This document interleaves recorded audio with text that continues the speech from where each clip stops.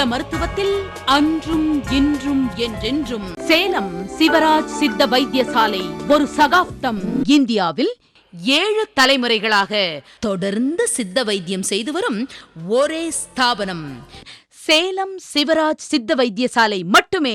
நீங்கள் தொடர்பு கொள்ள வேண்டிய முகவரி சேலம் சிவராஜ் சித்த வைத்தியசாலை, அண்ணா பூங்கா பின்புறம், தமிழ்ச்சங்கம் ரோடு வழியாக, ராஜாராம் நகர், சேலம் 7. தொடர்பு கொள்ள வேண்டிய எண் 9842713500 9842722500. சென்னை கிளை ஆபீஸ் தினசரி காலை 7 மணி முதல் மாலை 8 மணி வரை. புதிய எண் 10/4, வீரபத்ரன் தெரு, வள்ளுவர் கோட்டம் அருகில், VIP கேட்டின் எதிரில், நுங்கம்பாக்கம், சென்னை 34. Phone 28236780 and 28230072. ஈரோடு கிளை ஆபீஸில் தினசரி காலை 8 மணி முதல் மாலை 7 மணி வரை. சிவராஜ் சித்த வைத்தியசாலை, பெருந்துறை ரோட், செந்தில் நரம்பியல் எதிரில், கோவை மெடிக்கல் ரோடு வழியாக, Gandhi Nagar, water tank road. Phone 22593332. Hosur தினசரி காலை 7 மணி முதல் மாலை 7 மணி வரை. M13 ஆவளம்பள்ளி ஹட்கோ, ஸ்டேட் பேங்க் பின்புறம், அத்வைத் இன்டர்நேஷனல் ஸ்கூல் அருகில், பாகலூர் ரோட், ஹொசூர். தொடர்புக்கு 9842722500 9842713500. திருப்பத்தூர் தினசரி காலை 7 மணி முதல் மாலை 7 மணி வரை. 88/3 காந்தி ரோட், GH எதிரில், திருப்பத்தூர். தொடர்புக்கு 7448811500 9842722500. இந்த சின்ன திரையை பார்த்துட்டு இருக்கிற எல்லா சகோதரர்களுக்கும் என் வணக்கம். 7 தலைமுறையா தொடர்ந்து சித்த வைத்தியம் செஞ்சுட்டு வந்த நம் சிவராஜ் தாத்தாவின் பேரன் நான். சேலம் சிவராஜ் சித்த வைத்தியசாலையின் மருத்துவ முகாம்கள் எல்லா இடத்துலையும் தொடர்ந்து நடைபெறும். இதுக்கு உங்க அன்பும் ஆதரவும் எங்களுக்கு எப்பவும் தேவை. எப்பயும் ஏண்டா பேர பசங்களா இந்த மாதிரி தப்பு பண்றீங்க அப்படின்னு சொல்லும் நம்ம அன்பு சிவராஜ் தாத்தாவின் ஆசிர்வாதத்துடன் அவர் கூறிய அறிவுரைகளை உங்களுக்கு சமர்ப்பிக்கிறேன். இன்று சின்ன திரையை பார்த்து கொண்டிருக்கும் எனது அருமை தமிழ்நாட்டில் உள்ள எனது சொந்தங்கள் யாவருக்கும் சேலம் சிவராஜ் சித்த வைத்தியசாலையின் வணக்கத்தையும் நன்றியும் மீண்டும் தெரிவித்துக் கொள்கிறோம். சேலம் சிவராஜ் சித்த வைத்தியசாலை 1875ஆம் வருடம் ஆரம்பிக்கப்பட்ட ஒரு சித்த வைத்திய ஸ்தாபனம். 7 தலைமுறைகளாக தொடர்ந்து சித்த வைத்தியம் செய்து வரும் ஒரு பாரம்பரியமிக்க குடும்பம். நான் ஒவ்வொரு நாள் நிகழ்ச்சியிலையும் ஒரு மாறுபட்ட கருத்துகள், விளக்கங்கள் நிறைய கொடுத்து வந்துட்டுருக்கேன். அந்த மாதிரி நேற்று நான் பேசியதில் பலகீனம் எப்படி ஏற்படுது, விந்து நஷ்டம் எந்த அளவுக்கு ஏற்படுது, திருமணம் பண்ணக்கூடிய அளவுக்கு தகுதி இல்லாமல் வாழ்க்கை எந்த அளவுக்கு வீணாகுது அப்படிங்கிறத ஒரு நிகழ்ச்சியில், நேற்றைய நிகழ்ச்சியில் பேசியிருந்தேன். இன்னைய நிகழ்ச்சியில் நான் பேசுகிறது என்ன பேசுகிறேன் அப்படின்னா, குழந்தை பாக்கியம் இல்லை அப்படின்னு சொல்லிட்டு இன்றைக்கி அதிகபட்சமான பேர் பார்த்தீங்கன்னாக்க இந்த குழந்தை பாக்கியம் இல்லை அப்படிங்கிறதுக்கு அதிகமாக இயங்கிக்கிட்டு இருக்காங்க. 40 வருடங்களுக்கு முன்னாடி பார்த்தீங்கன்னா நமது தமிழ்நாட்டில் திருமணம் ஆகும், குழந்தை பாக்கியம் கிடச்சிரும், திருமணம் ஆகும், பேர் சொல்ல புள்ள கிடச்சிரும். அந்த மாதிரி தான் ஆண்டவன் படைச்சிருக்கான் நம்ம தமிழ்நாட்டு சொந்தங்கள் அவ்வளோ பேத்தியுமே. உலக நாடுகள்லேயும் அப்படி தான் படைச்சிருக்கான்.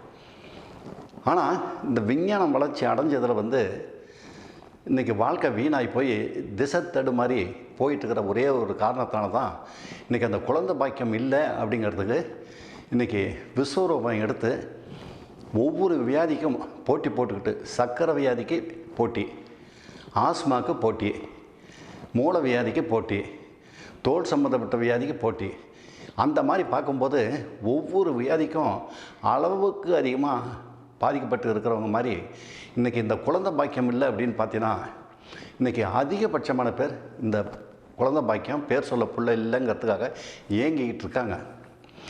ஆனால் ஏங்கிக்கிட்டு இருக்கிறத ஒரே ஒரு காரணம் என்ன அப்படின்னா, 22 வருஷமாக இந்த சேலம் சிவராஜ் தாத்தா சில விஷயங்களை வந்து ரொம்ப விளக்கமாக, ரொம்ப தெளிவாக உங்களுக்கெல்லாம் புரியக்கூடிய அளவுக்கு 22 வருஷத்துக்கு மேலே இந்த நிகழ்ச்சியை வந்து நான் சொல்லி வந்துட்டுருக்கேன். எனக்கு இன்றைய தேதியில் 75 வயசை தாண்டி நான் போயிட்டுருக்கிற இந்த நேரத்தில் என் வாழ்க்கையில் என் முப்பாட்டனார், பாட்டனார், தகப்பனார் இவங்ககிட்டலாம் கற்று வந்த விஷயங்கள் எல்லாமே கையில் இருக்குது. அப்படிங்கிறதுனால தான் இந்த நிகழ்ச்சியை வந்து தைரியமாக ஆதாரத்தோட உங்களையெல்லாம் வெற்றி பெற வைக்க முடியும் அப்படிங்கிற அசைக்க முடியாத நம்பிக்கை இருக்கிற ஒரே ஒரு காரணத்தினால தான் நான் வணங்கும் ஆஞ்சநேயர் சத்தியமாக இந்த நிகழ்ச்சியை நான் சொல்கிறேன். ஏன்னா தமிழ்நாட்டில் இருக்க பெண்கள் ஒவ்வொரு பெண்களையுமே என்னுடைய சொந்த மக மாதிரி தான் நான் நினைக்கிறேன். தமிழ்நாட்டில் இருக்கிற ஒவ்வொரு பெண்களையுமே நான் என்னுடைய சொந்த மகள் எப்படி நினைக்கிறேனோ அதே மாதிரி தான் அத்தனை பேர்த்தையும் நான் வாழ்க்கையில் நினச்சிட்ருக்கேன். அதனால தான் நான் சொல்லும்போதே பார்த்திங்கனாக்கா ஒவ்வொரு நிகழ்ச்சியிலையும் என் மகள் போன்ற தெய்வங்கள் அப்படின்னு தான் சொல்லியிருப்பேன். ஏன்னா என் மகள் போன்ற தெய்வங்கள் அப்படின்னு சொன்னதுக்கு காரணமே என்னென்னா, ஏன்னா எங்களுக்கெல்லாம் வயசாகி போச்சுங்கன்னா எங்களை பாதுகாக்கக்கூடியது வந்து என்ன தான் மகன் பாதுகாத்து வந்தாலும் மகள் பாதுகாக்கிற அளவுக்கு வராது. அப்படிங்கிறதுக்காக தான் இந்த நிகழ்ச்சியை வந்து என் மகள் போன்ற தெய்வங்கள் அப்படின்னு சொல்லி அவங்கள இந்த நிகழ்ச்சியில் சொல்கிறேன். என்ன காரணம் அப்படின்னாக்கா, இன்றைக்கி குழந்தை பாக்கியம் இல்லை அப்படின்னு சொல்லிட்டு நான் கேட்குறதெல்லாம் கவனமாக கேட்டுட்ருக்கணும். கொஞ்சம் கூட திசை திரும்பாதீங்க, வேறு நிகழ்ச்சி பார்க்காதீங்க. இந்த நிகழ்ச்சியில் முக்கியமாக கவனித்து பார்த்தீங்கன்னா தான் இதனுடைய விளக்கங்கள் உங்களுக்கு புரியும். இன்றைக்கி குழந்தை பாக்கியம் இல்லை அப்படின்னு சொல்லி போகிறீங்க இல்லையா, இதுக்கு முன்னாடி ஒரு விஷயத்தை வந்து நான் சொல்லணும். குழந்தை பாக்கியம் இல்லை அப்படிங்கிறது பார்த்தீங்கன்னா, இன்றைக்கி தமிழ்நாட்டில் ஆங்கில மருத்துவத்தில் எல்லா கிராமத்தில் இருந்து கூட பட்டணம் வரலும் பார்த்திங்கன்னா குழந்தை பாக்கியத்துக்கு நான் பண்ணி கொடுக்குறேன்னு ஆங்கில மருத்துவர்கள் எண்ணிக்கையில் அடங்காத அளவுக்கு இன்றைக்கெல்லாம் சிகிச்சை பண்ணி வந்துக்கிட்டு இருக்கிறாங்க. அந்த ஆங்கில மருத்துவர்களை அந்த மாதிரி குழந்தை பாக்கியத்துக்காக செஞ்சு கொடுக்குறேன் அப்படின்னு செஞ்சுட்டு இருக்கிற மருத்துவர்கள் அவ்வளோ பேத்தையுமே கையெடுத்து கும்பிட்டு, நீங்கள்லாம் கடவுளுக்கு நிகராக நீங்கள்லாம் இந்த வைத்தியம் பண்ணிகிட்ருக்கீங்க, நீங்கள் படிச்சுட்டு வந்த முறையில் இப்போ புதுசாக சில விஷயங்கள்லாம் கற்றுக்கிட்டு வந்து செய்கிறதுல இந்த முறையாக நீங்கள் செய்கிறீங்க அப்படிங்கிறத உங்களையெல்லாம் பாதத்தை தொட்டு கடவுளுக்கு நிகராக நீங்களாம் நீடோடி வாழணும் அப்படிங்கிறத நான் வாழ்த்துறேன். என்ன காரணம் அப்படின்னா, ஏன் இந்த விளக்கத்தை நான் சொல்கிறேன் அப்படிங்கிறதுக்கு நான் பின்னாடி வரும்போது நான் அந்த விளக்கத்தை சொல்கிறேன். கவனமாக கேளுங்க.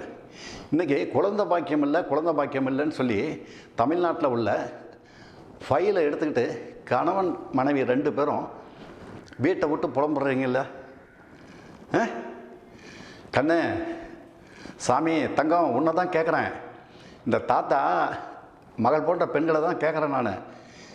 கணவனும் நீயும் வீட்டில் சாமி கும்பிட்டுட்டு நீங்கள் உடனே மருத்துவரை பார்க்க போகிறேன்னு சொல்லி போகிறீங்கள, அந்த மாதிரி போகும்போது ஏன் ஒரே ஒரு கவனம் சிந்திக்க மாட்டேங்கிறீங்க? சொல்லு. குழந்தை பாக்கியம் இல்லை, உடனே மருத்துவர்கிட்ட போய் பார்க்கணுன்னு போகிறீங்க, போங்க. உங்களை நான் தப்புன்னு எந்த காரணத்தை கூட சொல்ல மாட்டேன். போய் பாருங்கள் அந்த மருத்துவத்தில், நான் வேண்டான்னு சொல்லலை. ஆனால் அதுக்கு முன்னாடி தாத்தாக்கு ஒரு சந்தர்ப்பத்தை கொடுங்க. ஏன்னா இந்த சித்த வைத்தியங்கிறது வந்து தமிழ்நாட்டில் வளர்ந்த சித்த வைத்தியம். தமிழ்நாட்டில் நான் வளர்த்தல, 1000 ஆண்டுகளுக்கு முன்னாடி இருந்து வளர்ந்து வந்த சித்த வைத்தியத்தை கற்று வச்சுருந்ததுனால தான் இதில் இருந்து இந்த விஷயங்கள் இருக்குது. அப்படிங்கிறதுக்காக தான் இந்த சிகிச்சையை நான் சொல்ல வரேன். ஏன்னா தமிழ்நாட்டில் வளர்ந்த சித்த வைத்தியம். அப்படி இருக்கும்போது தமிழ்நாட்டில் பிறந்து வளர்ந்த சேலம் சிவராஜ் தாத்தா உங்கள் வாழ்க்கையை நான் ஏமாற்றுவேனா?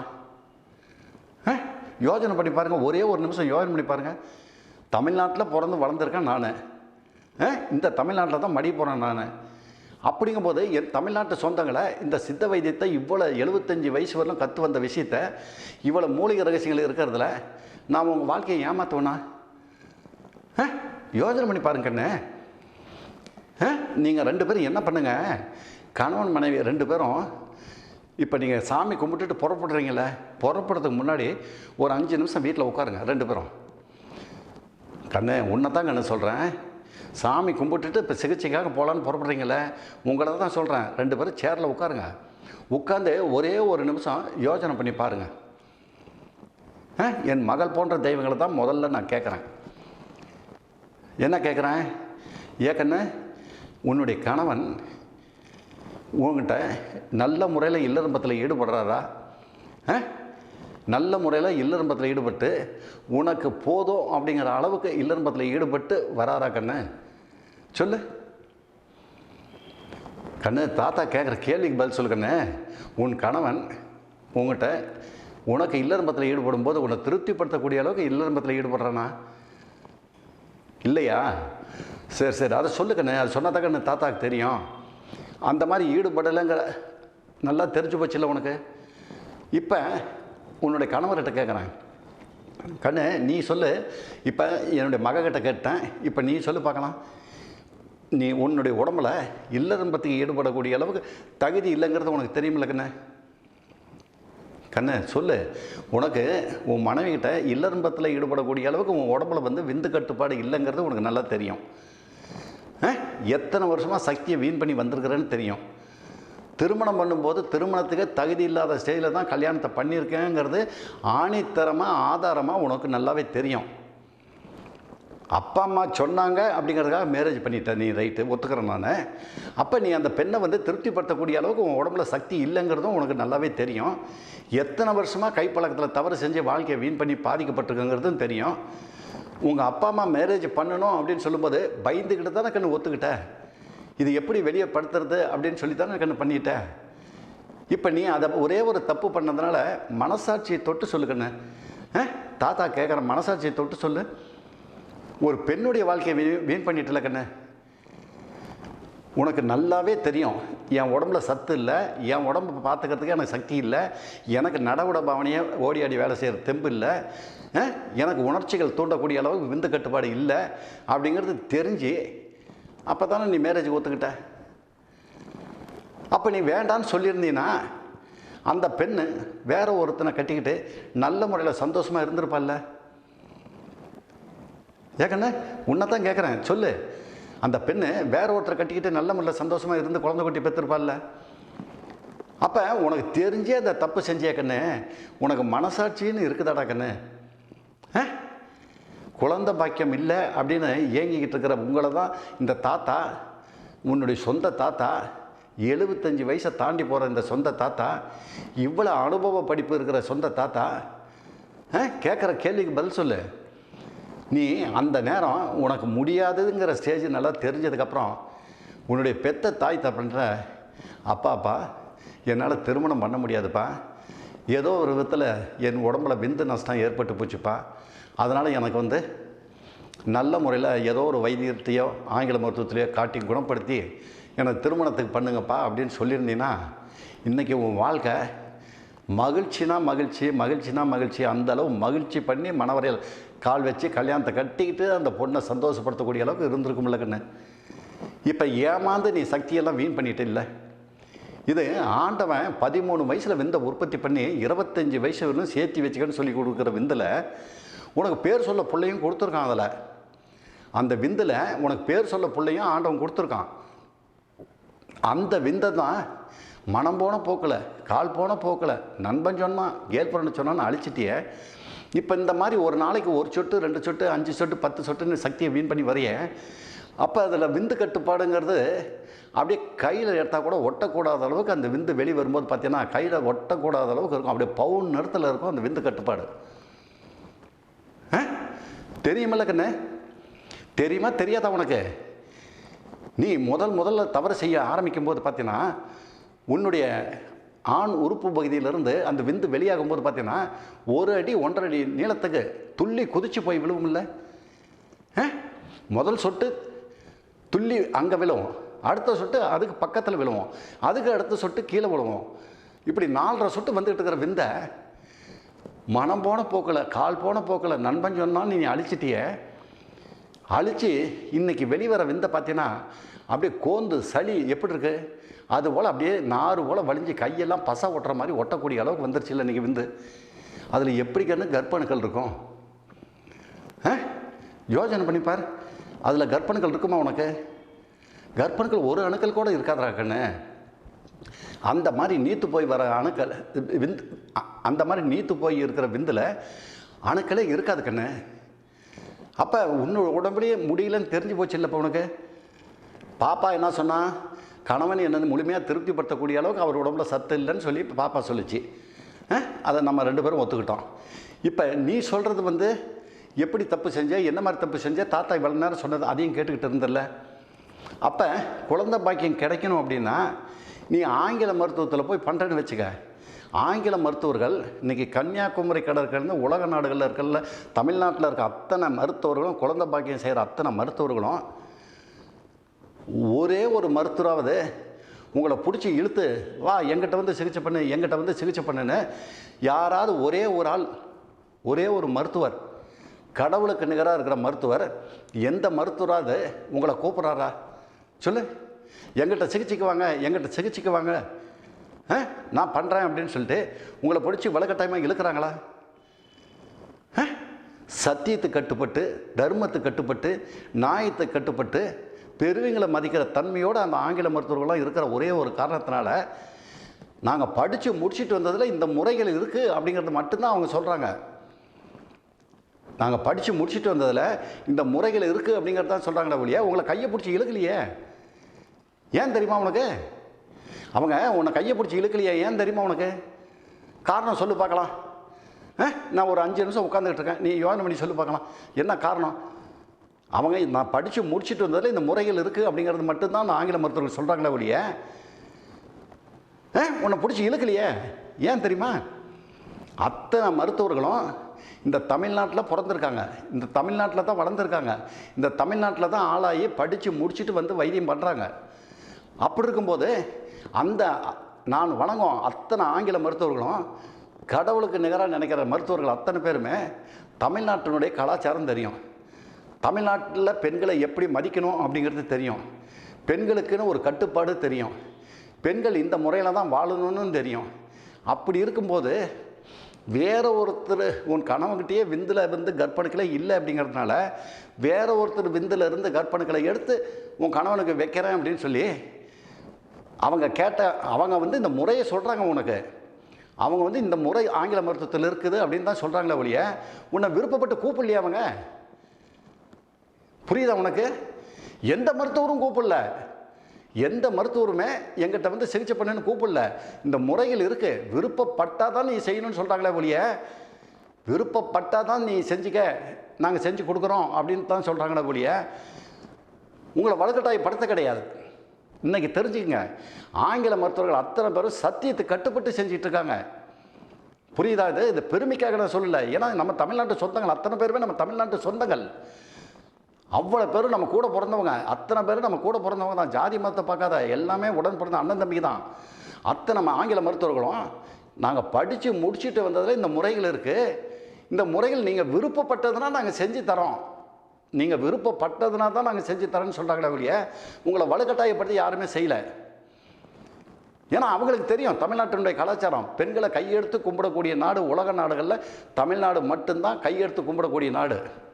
பெண்களுக்குன்னு ஒரு மரியாதை, பெண்கள் இந்த முறையில் தான் வாழணும், பெண்களுக்கு இந்த முறையில் தான் இருக்கணும், பெண்களுக்குன்னு ஒரு கட்டுப்பாடு. யோகம் உலகம் ஆரம்பித்த காலத்திலேருந்து இன்னை காலகட்டத்தில் இல்லை, இன்னும் எத்தனையோ ஆண்டுகள் போனாலும் இந்த கலாச்சாரம் தமிழ்நாட்டில் இருக்குது. கையெடுத்து கும்பிடக்கூடிய நாடு தமிழ்நாடு மட்டும்தானே தவிர உலக நாடுகளில் எங்கேயுமே கிடையாது. அப்படி இருக்கிற பெண்கள் கணவன் அவனுடைய உடம்பில் விந்த உற்பத்தி பண்ணி இல்லறம்பத்தில் ஈடுபடத்துக்கு முடியலைன்னு உனக்கு நல்லா தெரிஞ்சு போச்சு, அந்த கணவனுக்கும் தெரிஞ்சிடுச்சு. அப்படிங்கும்போது இது எப்படி பண்ணணும் அப்படின்னா சித்த வைத்திய மருந்தில் மட்டும்தான் இந்த சிகிச்சை பண்ண முடியும். உலக நாடுகளில் எந்த மருத்துவத்தில் போயும் ஆங்கில மருத்துவத்தில் பண்ண முடியாது. கர்ப்பணுக்களை உற்பத்தி பண்ணுறது ஆங்கில மருத்துவத்தில் பண்ண முடியாது. ஹோமியோபதி மருத்துவத்தில் கர்ப்பணுக்களை மட்டும் உற்பத்தி பண்ணணும் அப்படிங்கிறது முடியாது. என்ன காரணம் அப்படின்னா ஹோமியோபதி மருத்துவம் நானும் படித்து முடித்தவன் தான். ஹோமியோபதி மருத்துவம் நானும் படித்து முடித்தவன் தான். எனக்கு அந்த ஹோமியோபதி மருத்துவத்தில் பற்றி தலைகளை எல்லாமே தெரியும். அணுக்களை உற்பத்தி பண்ணுறதுங்கிறது அந்த கான்செப்ட் அதில் கிடையாது. இந்த சித்த வைத்தியத்தில் மட்டும்தான் 18 சித்தர்களும் ஞானிகளும் சொல்லி வச்சதில் இருக்கிற ஒழிய வேறு எதுலேயுமே கிடையாது. புரியுதா உங்களுக்கு? இப்போ ஒரு பெண்ணுக்கு வந்து குழந்தை பாக்கியம் இல்லை அப்படிங்கிற ஸ்டேஜில் இருக்கிற பெண்ணுக்கு பார்த்தீங்கன்னாக்க கணவன் எந்த விதமான சுகத்தையும் அவன் கொடுத்துருக்க முடியாது. கணவன் எந்த விதமான இல்லற சுகத்தையும் அந்த பெண் போதுமாமா அப்படிங்கிற அளவுக்கு ஒரு முறை கூட அவன் கொடுத்துருக்க மாட்டான். அதனால தான் அவனுக்கு அந்த குழந்தை பாக்கியமே கிடைக்கல. ஏன்னா அவன் உடம்புல விந்து இல்லை, விந்தெல்லாம் நீத்து போய் தண்ணி போல் ஆகி போய் கர்ப்பணுக்களே எல்லாம் இறந்த நிலைக்கு போயிடுச்சு. புரியுதா உங்களுக்கு? அந்த மாதிரி இல்லாத ஒரு ஆளுக்கு நீங்கள் விருப்பப்பட்டதுன்னா நீங்கள் ஆங்கில மருத்துவத்தில் தான் போய் செய்யணும், ஆங்கில மருத்துவத்தில் நான் செஞ்சுக்கிறேன், எனக்கு அவசர காலகட்டங்கள் அப்படின்னு சொல்லிட்டு நீங்கள் போனீங்கன்னா தாராளமாக போய் பண்ணுங்கள். நான் உங்களை வேண்டான்னு சொல்ல, கையெடுத்து கும்பிட்டு நீங்கள் அந்த மருத்துவத்துக்கிட்ட போய் செய்யுங்க. நான் வேண்டான்னு தடுக்கலை, நான் இது பண்ணி சொல்லலை, குறை சொல்லி சொல்லலை. ஏன்னா இந்த குழந்தை பாக்கியம் அப்படிங்கிறது மட்டும் ஒரே ஒரு விஷயத்தை மட்டும் உங்களுக்கு தெளிவுபடுத்தணும். எப்படி அப்படின்னா, உனக்கு திருமணம் ஆயிடுச்சு, திருமணம் ஆன உடனே நீயும் கணவனும் மனைவியும் ஈடுபடுறீங்க, ரெண்டு பேரும் அந்த இல்லறம்பத்தில் ஈடுபடும்போது அந்த மனைவி சொல்லணும், மாமா போதும் மாமா போதும் மாமா, முடியல மாமா, சிரமமாக இருக்குது மாமா, விட்டுரு மாமா அப்படின்னு சொல்லுது பார் அந்த பொண்ணு. அதாவது அந்த பொண்ணுனா என் மகள் போன்ற தெய்வம், அந்த மாதிரி சொல்லுவாங்கள்ல, அந்த மாதிரி சொல்லும்போது தான் நீ வந்து முழுமையான இல்லறம்பத்தில் வெற்றி பெற்றுட்ட அப்படின்னு அர்த்தம். அந்த பெண் வந்து உன் மனைவி வந்து இல்லறம்பத்தில் ஈடுபடும் போது மாமா போதும் மாமா முடியல மாமா அப்படின்னு சொல்கிறாங்க பாரு. நீ ஒரு முறை இல்லறம்பத்தில் ஈடுபட்டாலும் சரி, 2 முறை இல்லறம்பத்தில் ஈடுபட்டாலும் சரி, நீ எப்பொழுதெல்லாம் இல்லறம்பத்தில் ஈடுபடுறியோ அந்த நேரமெல்லாம் அந்த பெண் அந்த மாதிரி சொல்லுது பார். அந்த மாதிரி சொல்கிறது மட்டும்தான் வாழ்க்கையில் உச்சக்கட்டமான இன்பத்தை நீங்கள் 2 பேரும் அடைய முடியும். போதுமாமான்னு சொல்லும்போது நீ அடையிற மகிழ்ச்சி இருக்கு பார், உலகத்தில் வேறு யாருனாலையுமே அடைய முடியாது. அந்த மாதிரி விந்து கட்டுப்பாடு நீ சேமிப்பு பண்ணி வச்சுருந்தீங்கன்னா கர்ப்பணுக்கள் வந்து உனக்கு அதிகபட்சமாக உற்பத்தியாகி இருக்கும். அப்போ நீ மனைவிட்ட ஒரு முறை இல்லறம்பத்தில் ஈடுபட்டாலே உடனே கர்ப்பம் தரிச்சிடும் அப்படிங்கிறத இதன் மூலம் நான் தெரிவிச்சுக்கிறேன். உங்கள்கிட்டயே விந்தெல்லாம் அழிச்சிட்டு கர்ப்பணுக்களையும் அழிச்சிட்டு எதுக்குமே பயன்படாத ஸ்டேஜில் தான் திருமணமே பண்ணுறீங்க.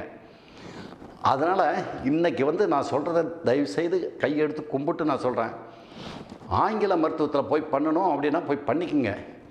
ஆனால் தமிழ்நாட்டு கலாச்சாரம் ஏற்றுக்குமா அப்படிங்கிறத ஒரு நிமிஷம் சிந்தனை பண்ணி பாருங்கள்.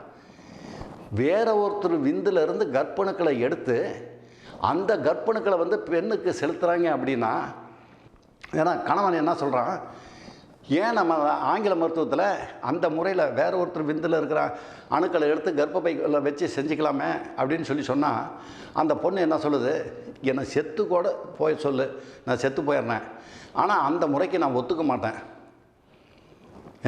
அந்த முறைக்கு நான் ஒத்துக்க மாட்டேன். வேற ஒருத்தர் விந்தில் இருக்கிற அணுக்களை எடுத்து வைக்கணும் அப்படின்னா நான் உன்னைத்தானே கல்யாணம் பண்ணேன், நான் உன்னை கல்யாணம் பண்ணல, உன்னுடைய உடம்புல இருக்கிற விந்து உற்பத்தியாகி அதில் கர்ப்பங்கள் உற்பத்தியாகி அதிலிருந்து எடுத்து வச்சுன்னா நான் குழந்தைய பெற்று கொடுக்குறேன். அதுக்கு அந்த கணவன் சொல்கிறான், இதெல்லாம் ஒரு தப்பே கிடையாது, இன்றைக்கி இருக்கிற கலாச்சாரத்தில் இதெல்லாம் தவறே கிடையாது அப்படின்னு அந்த கணவன் சொல்கிறான். அப்போ அந்த பொண்ணு சொல்லுது, என் முன்னாடி என்னுடைய ஆஃபீஸில் நடந்த நிகழ்ச்சி இது. அப்போ அந்த பெண்ணு சொல்லுது, சரி அப்படின்னா ஒன்று தெரிஞ்சுக்க, நீ வேற ஒருத்தர் விந்தில் இருந்த அணுக்களை எடுத்து வச்சு தான் செய்யணும்னு சொல்கிறல்ல, நான் ஒத்துக்கிறேன். நான் ஒரு ஐடியா சொல்கிறேன், நீ கேட்குறியா அப்படின்னா சொல்லு, என்ன ஐடியா சொல்லு அப்படின்னா, உனக்கு உயிருக்கு உயிரான நண்பர்கள் யாராவது இருப்பாங்க இல்லையா, அந்த மாதிரி இருக்கிற நண்பர்களை, நல்ல நண்பர்கள் உனக்கு தெரியுமில்ல, அந்த மாதிரி நண்பர்களை எனக்கு ஏற்பாடு பண்ணி கொடுத்துரு. நான் அந்த உன்னுடைய நண்பங்கிட்ட உடலுறவு வச்சு குழந்தை பாக்கியத்தை பெற்று பாரு உனக்கு பையன் பிறந்துட்டான்னு உனக்கு கொண்டுட்டு வந்து கொடுக்குறேன், நீ வாங்கிக்கிறியா அப்படின்னு கேட்டால் அந்த பொண்ணு. கேட்கும்போது எந்திரிச்சு அவன் உட்காந்துருந்தவன், என் ஆஃபீஸ் டேபிளில் முன்னாடி உட்காந்துருந்தவன் எந்திரிச்சு அந்த பொண்ணு கன்னத்தில் அடிச்சிட்டான். டேய் ஏன்டா படுபாவி, ஏன்டா அடிக்கிற அப்படின்னு நான் கேட்குறேன். அதுக்கு உடனே அவன் சொல்கிறான், தாத்தா என்ன தாத்தா இது, கேட்குறதுக்கே காதெல்லாம் கூசுது தாத்தா, கேட்குறதுக்கே காதெல்லாம் கூசுது, என் நண்பனை நீ எனக்கு ஏற்பாடு பண்ணிவிடு, என் நண்பன்கிட்ட பெற்று பையனை கொடுக்குறேன்னு சொல்கிறாளே தாத்தா, இவெல்லாம் பொம்பளையா தாத்தா அப்படின்னு சொல்லி கேட்குறான். அதுக்கு அந்த பொண்ணு சொல்லிச்சு, நீ சொல்கிற முறையும் நான் சொல்கிற முறையும் ஒரே முறை தான், நீ வேற ஒருத்தர் விந்தில் இருக்கிற கர்ப்பணுக்களை எடுத்து குழந்தை பாக்கியத்தை பெற்று எடுத்துக்கன்னு நீ சொல்கிற, அதுக்கு நான் சுகத்தை அனுபவித்து பெற்று கொடுக்குறேன்னு சொல்கிறேன்ல அப்படின்னு அந்த பொண்ணு சொல்லி முடிச்சதோ இல்லையோ அடிச்சுட்டு நின்றுக்கிட்டு இருந்தவன் அப்படியே சேரில் உட்காந்துட்டான். அப்படியே உட்காந்துட்டு ஒரு நிமிஷம் 3 பேரும் இருக்கிறோம், சப்தம் இல்லாமல் இருக்குது. அந்த பையன் கட்ட கட்ட கட்ட கட்ட கட்டன்னு அழுகிறான். அந்த பையன் கட கட கட கடன்னு அழுகுறான். அழுதுட்டு சொல்கிறான் ஒரு வார்த்தை, தாத்தா தாத்தா அப்படின்னா. என்ன கண்ணு, சொல்லு கண்ணு, சொல்லு கண்ணு, என்ன விஷயத்த சொல்லு கண்ணுன்னு சொல்ல முடியாமல் திணறான். அப்போ சொல்கிறான், தாத்தா எவ்வளோ பெரிய தவறு, மன்னிக்க முடியாத ஒரு தவறை செய்யறதுக்கு இருந்த என்ன, என் மனைவியை எத்தனை முறை அடித்து துன்புறுத்தியிருப்பேன் இந்த முறையை செய்யலான்னு சொல்லி. அதுக்கெல்லாம் கட்டுக்கோப்பாக இருந்துட்டு இன்றைக்கி இந்த ஒரு வார்த்தையை சொன்னா பாரு தாத்தா. தாத்தா நீங்கள் சிகிச்சை பண்ணுங்கள், நீங்கள் சிகிச்சை பண்ணி கொடுக்குறதுல பெண் குழந்தை பிறந்தாலும் சரி, ஆண் குழந்தை பிறந்தாலும் சரி, அதை நாங்கள் நல்ல முறையில் காப்பாற்றி வருவோம் தாத்தா. அதனால் இந்த தமிழ்நாட்டில் வளர்ந்து வந்த இந்த சித்த வைத்தியத்தில் நீங்கள் செஞ்சு கொடுங்க தாத்தா. நீங்கள் சொல்கிறதுக்கெல்லாம் நான் கட்டுப்பட்டு என்ன முறையில் சொல்கிறீங்களோ, என்ன பத்தியம் இருக்கணுங்கன்னு சொல்கிறீங்களோ, என்ன உடல் உறவு வச்சுக்கணும்னு சொல்கிறீங்களோ, அந்த மாதிரி இருந்து என்னுடைய உடம்புல விந்தை உற்பத்தி பண்ணி அதில் கர்ப்பண்கள் உற்பத்தி பண்ணி எனக்கும் பேர் சொல்ல ஒரு பிள்ளைய நீங்கள் கொடுங்க தாத்தா அப்படின்னு சொல்லி கேட்டான். உண்மையாலுமே அவன் அழுவுறதை பார்த்து நானும் அழுதுட்டேன். அவன் அழுவுறதை பார்த்துட்டு நானும் அழுதுட்டேன். ஏன்னா இந்த கலாச்சாரம், தமிழ்நாட்டினுடைய கலாச்சாரம் அந்த மாதிரி பெரிய கலாச்சாரம், சாதாரணமான கலாச்சாரம் கிடையாது. பெண்களை கையெடுத்து கும்பிடுறோம் அப்படின்னா சாதாரண விஷயமா சொல்லுங்கள். இப்போ ரோட்டில் நம்ம போயிட்டு இருக்கும்போது ஏதோ ஒரு ஊரில் அட்ரஸ் தெரியாமல் இருந்துச்சுன்னா ஒரு அம்மா வந்துட்டு இருந்தாங்கன்னா, அம்மா அம்மா இந்த அட்ரஸ் எங்கம்மா இருக்குது பார்த்து சொல்லுங்கம்மா அப்படிமோ. அதே சின்ன வயசு பொண்ணு போச்சுன்னா, தாயே தாயே இந்த அட்ரஸ் கொஞ்சம் பார்த்து தாயே, இந்த அட்ரஸ் எங்கே இருக்குது தாயே சொல்லு தாயேம்போம். அந்த மாதிரி கேட்டுட்ருக்கிற கலாச்சாரம் தமிழ்நாட்டில் உள்ள கலாச்சாரம். அந்த கலாச்சாரத்தை தமிழ்நாட்டில் விருப்பப்பட்டவங்க ஆங்கில மருத்துவர்கள் சொல்கிறாங்க அப்படின்னா செய்யுங்க. ஏன்னா அவங்களாம் மேதாவிகள், படித்து முடிச்சுட்டு வந்த பெரிய தங்கம், புடம் போட்ட தங்கம் மாதிரி படித்து முடிச்சுட்டு வந்திருக்காங்க. அவங்க செய்கிற முறைகள் அவங்க சொன்னாங்கன்னா செய்யுங்க. இதுக்கு ஆட்சேபனையோ மாற்று கருத்தோ நான் நிச்சயமாக சொல்ல மாட்டேன், சொல்லவும் கூடாது நான். ஆனால் இருந்தாலும் தமிழ்நாட்டு கலாச்சாரம் இப்போ நாம் வாழ்கிற காலத்திலேயே மாற்றிட்டோம் அப்படின்னா தமிழ்நாட்டுக்கு இருக்கிற பெருமை எல்லாமே வீணாகி போயிடுமே. யோசனை பண்ணி பாருங்கள். ஏன்னா இந்த சித்த வைத்திய மருந்தில் மட்டும்தான் கர்ப்பணுக்களை உற்பத்தி பண்ண முடியும். இன்றைக்கி தமிழ்நாட்டில் இது பெருமைக்காக நான் சொல்லலை, உண்மையாலுமே பெருமைக்காக சொல்லலை. நான் வணங்கும் ஆஞ்சநேயர் சத்தியமாக சொல்கிறேன்.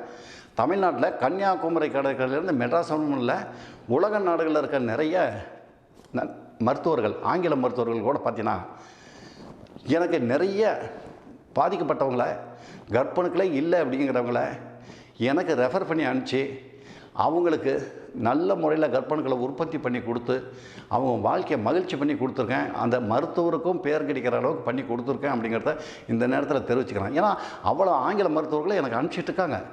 ஏன்னா அவங்களுக்கு தெரியும் இந்த மருத்துவத்தில் தான் இந்த கர்ப்பணுக்களை உற்பத்தி பண்ண முடியும், கர்ப்பணுக்களை உற்பத்தி பண்ணுறது இந்த சித்த வைத்தியத்தில் தான் பண்ண முடியும்னு அவங்களுக்கு தெரியறதுனால தான் என்கிட்ட அனுப்பிச்சிட்டு இருக்கிறாங்க.